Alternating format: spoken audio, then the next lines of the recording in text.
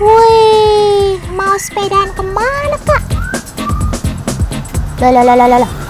Ini kan si Momo, burung makau kesayangan Kak Michelle. Waduh, jangan-jangan Kak Michelle-nya nggak sadar tuh diikutin si Momo. Kak Michelle, tunggu, jangan kenceng-kenceng goesnya. Aduh, di jalan raya, ngeri banget. Tuh, awas sob. Oh, ternyata ada kumpul-kumpul rupanya. Enak ya tempatnya, adem. Memang ya, sepedaan ini sekarang lagi ngehitsnya. Happening abis. Di mana-mana orang pada sepedaan, apalagi kalau akhir pekan. Ota sih nggak heran.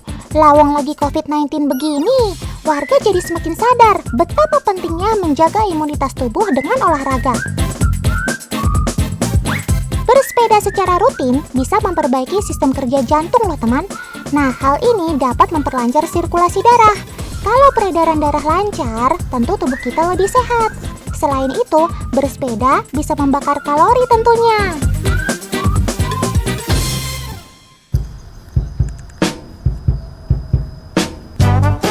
Tapi ingat, selalu jaga jarak aman, minimal 1 meter lah.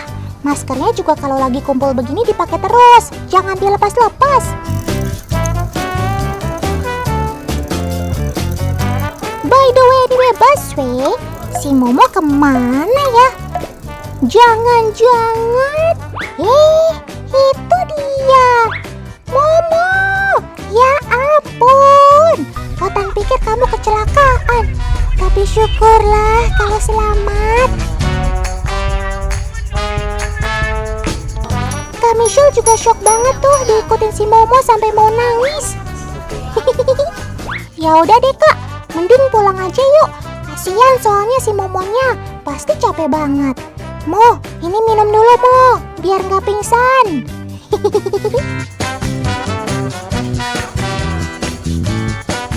Oh, jadi gini cara kamu minum. Ternyata makau akan mencelup-celupkan lidahnya seperti ini, sambil sesekali menyapu lidahnya maju dan mundur teman. Setelah air dirasa cukup, barulah kepalanya diangkat untuk menelan air tersebut.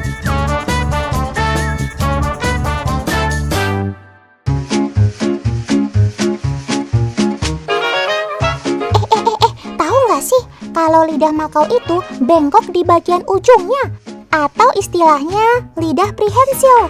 Selain itu, lidah makau memiliki tulang loh, istilahnya hyoid apparatus. Tekstur lidahnya sendiri sangat kering teman, karena makau tak memiliki kelenjar ludah.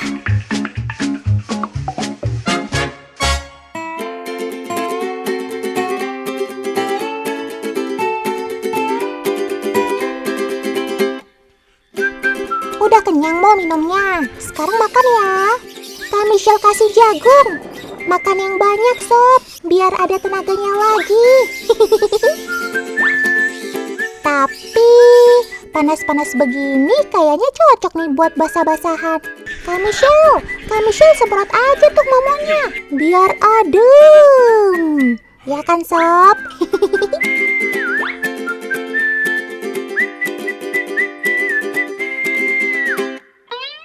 Asik bener. Udah minum, udah makan, sekarang tinggal mandi. Kak Michelle memang the best lah.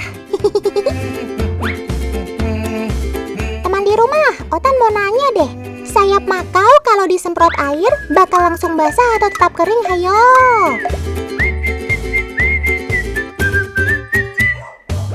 Nah, gimana kalau pertanyaan tadi kita buat uji coba aja? Alatnya simpel banget, cuma perlu semprotan sama tisu. Coba Kak Michelle, semprot-semprot deh si Momonya. Oke, cukup. Nah, sekarang sayapnya dilap pakai tisu. Dan ternyata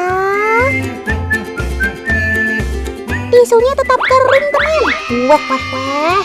Itu artinya sayap si paruh bengkok asal Amazon ini memang tahan air ya. Cakep.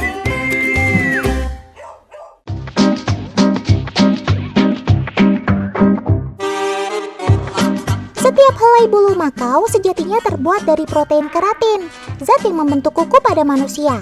Bulu makau juga tersusun menumpuk seperti genting di atap. Ini membuat tubuhnya menjadi aerodinamis sekaligus anti air. Satu lagi, makau punya kelenjar minyak di dasar ekornya. Minyak yang tersebar ke bulu-bulunya inilah yang kemudian menjadi lapisan tahan air.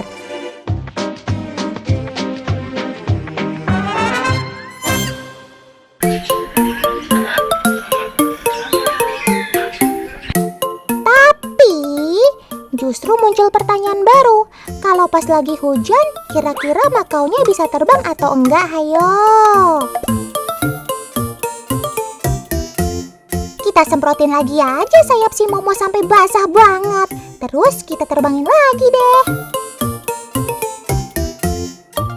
Wah, ternyata makaunya masih bisa terbang, teman. Cakep. Jadi burung blue and gold ini nggak ada masalah ya kalau sayapnya basah atau pas turun hujan?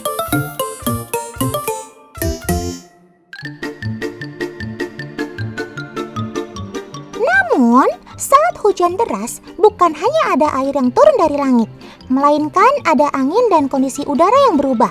Saat hujan, air mengambil lebih banyak ruang di udara, sehingga molekul udara berkurang dan tekanan udara menurun. Dalam tekanan rendah, udara jadi kurang rapat. Padahal, burung bisa leluasa terbang karena kerapatan udara ini. Makanya, ketika hujan, makau-makau liar yang hidup di alam lebih memilih berteduh di pohon. Begitu, teman.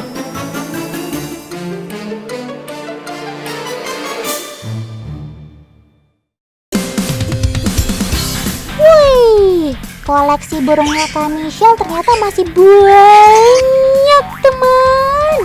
Pecinta burung sejati nih si kakak.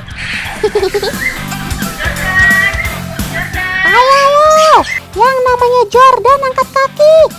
Angkat tangan. Apaan tuh Kak yang digeser? Oh, lapangan basket mini ya? Wih, beneran guys. Burung lovebird-nya pada main basket. Bukan 3-on-3 tapi ya. Itu sih 1-on-1. Tapi jago-jago tuh. Bisa nombok alias slam dunk. Ini sambil lari dari ujung ke ujung. Luar biasa. Gak salah ya Kak Michelle namain kamu Adam Jordan. Maksudnya Michael Jordan. Jangan lupa kasih makanan peletnya Kak Michelle. Otan mau tes uji coba kecil-kecilan aja. Kalau bolanya diganti sama Kak Michelle pakai yang warna merah hijau ini, kira-kira Jordan dan temannya masih pada jago nggak ya? Ada hiu, ada bekicot. Yuk cekidot.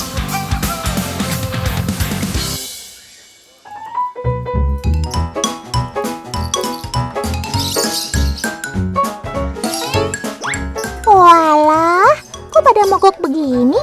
Takut apa gimana nih? Atau udah pada kecapean? Aduh. Ya udah deh, kita ganti lagi bolanya sama yang pertama.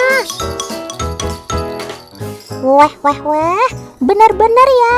Jadi pada jago lagi teman. Kalau gitu, Otan tahu sekarang.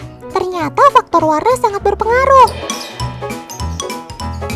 Lovebird ini hanya mau bermain basket dengan bola warna merah kuning ini, yang memang biasa mereka gunakan. Oke deh sob, lanjut. Wih, bukan cuma lovebird yang jago basket.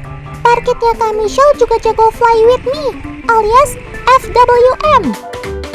FWM-nya sambil naik motor bola.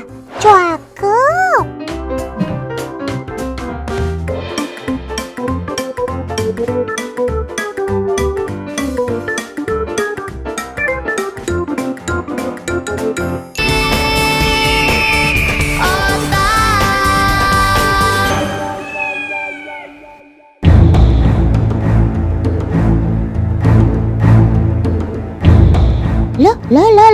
Loh, ini kenapa guling-guling?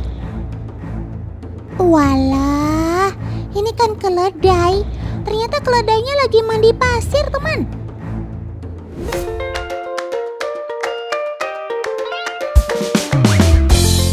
Teman, kalian tahu nggak Kalau keledai punya perilaku yang mirip kalkun loh.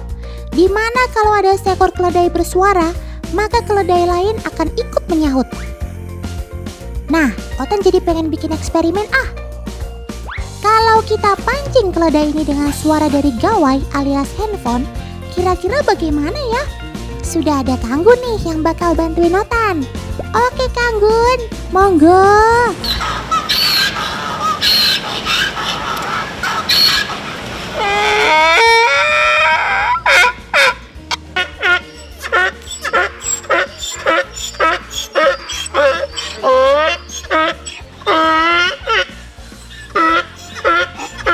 Wah, ternyata betul dugaan Otan.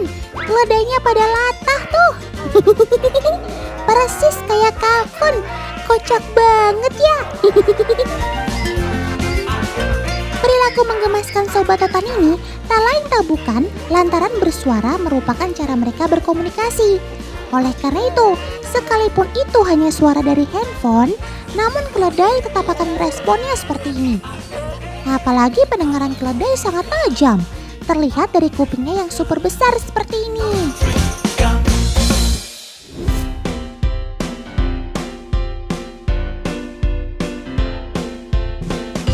Teman di rumah, kalau ingat keledai, pasti ingat susu keledai kan? Itu mah susu kedelai ya. Maksud Otan, ingat peribahasa yang berbunyi hanya keledai yang terperosok ke lubang yang sama 2 kali. Peribahasa yang bermakna kecerobohan ini seolah mencap keledai sebagai hewan yang bodoh. Benarkah demikian?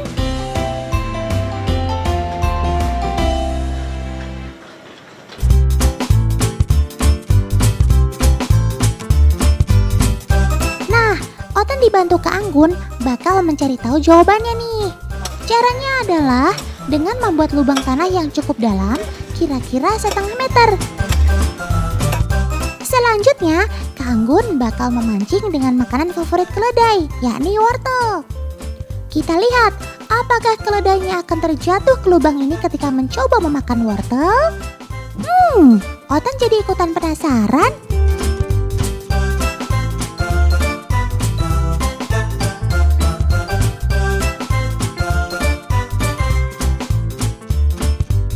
Wah, dia rupanya sadar akan keberadaan lubang tersebut, teman. Buktinya, dia tidak langsung memakan wortelnya.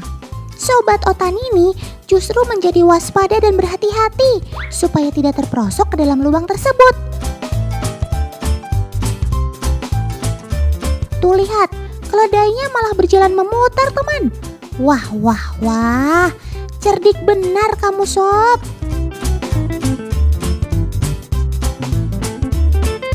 Coba Kanggun, berpindah ke sisi yang satunya. Tuh kan, keledainya tetap jalan memutar.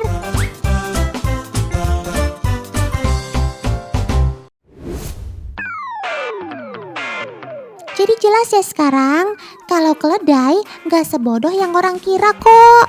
Peribahasanya berarti kurang tepat ya. Keledai ternyata pandai kok. Teman di rumah, keledai termasuk familia Equidae.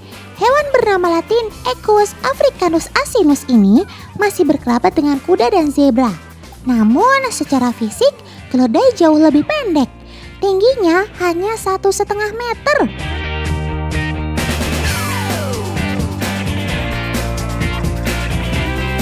Meski di Indonesia keledai kurang populer, Sobat Otan ini adalah sarana transportasi andalan di Kolombia dan negara Amerika Selatan lainnya. Penggunaan keledai sebagai sarana transportasi sendiri sudah berlangsung sejak masa Mesir kuno atau 5.000 tahun lalu. Seperti halnya kuda, hewan yang dalam bahasa Inggris disebut donkey ini tersebar di seluruh dunia, teman. Teman, selain suara yang unik, sikap waspada penuh kehati-hatian rupanya sudah menjadi karakter dari si keledai loh. Nggak percaya? Nih, Otan kasih buktinya. Kak Anggun akan membawa boneka harimau ini. Lalu membunyikan suara harimau dengan pengeras suara. kita perhatikan reaksi si Dongki.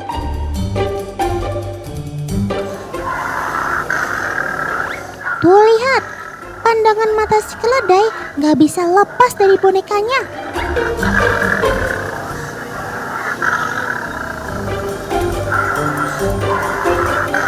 Terlihat sekali kalau keledainya ketakutan. Coba Kang Gun, taruh wortel di dekat boneka harimaunya.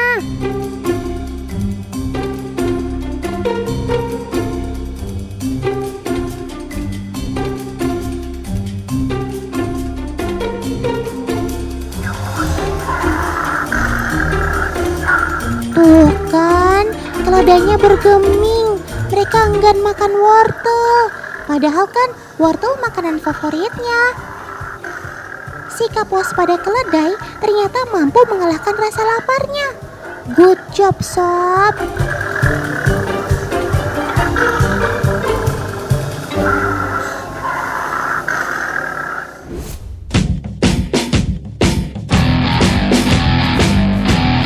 Teman di rumah, seperti tadi Otan bilang, kalau di Indonesia jarang sekali orang yang pelihara keledai. Jika ingin melihat Sobat Otan ini, kita harus ke kebun binatang. Di kebun binatang, biasanya keledai akan dikasih makan rumput seperti ini. Rumputnya sengaja ditaruh di keranjang yang digantung, atau istilahnya enrichment. Yang unik nih teman, adalah cara makan si keledai. Keledai ternyata memiliki bibir yang sangat elastis, yang bisa menjangkau tempat sulit dan celah yang sempit teman.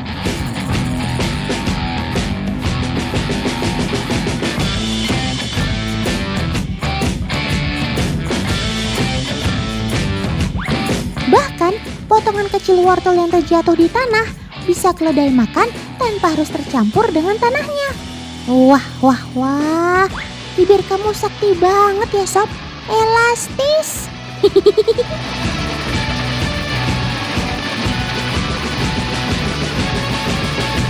Makanya, kalau cuma di piring begini sih, jelas gampang makannya. Atau di tangan Kang Gun seperti ini, kecil, no problem.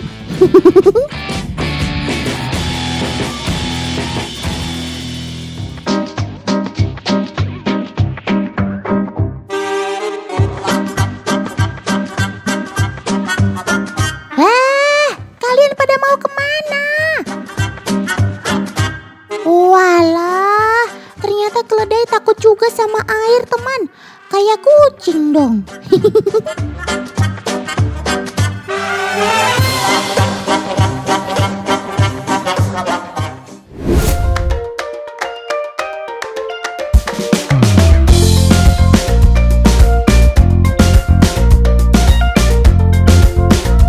Ini namanya Panca, umurnya 3 bulan. Yang ini Mita. Si Sally ada-ada aja deh, nggak bisa bedain kuda sama keledai. Nah, yang kecil ini namanya Panca. Usianya baru 3 bulan loh. Masih lucu-lucunya gitu.